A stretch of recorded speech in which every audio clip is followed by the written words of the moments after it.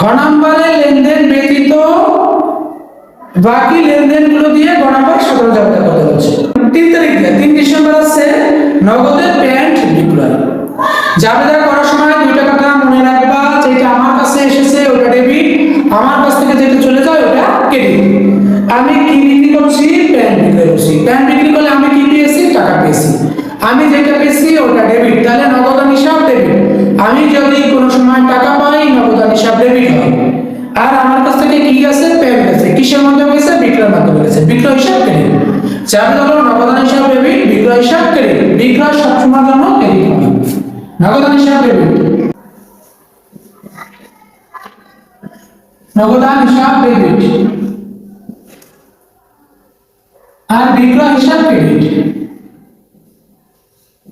বিক্রয় হিসাব ক্রেডিট। টাকা আছে 35,000 টাকা, ডেবিট শুনে লেখো 35,000 টাকা। জাবেদা হলো নগদান হিসাব ডেবিট আর বিক্রয় হিসাব ক্রেডিট। ডেবিট আছে 35,000, ক্রেডিট আছে 35,000। কারণ লাগলো কি আমরা নগদের পণ্য বিক্রয় করা হলো।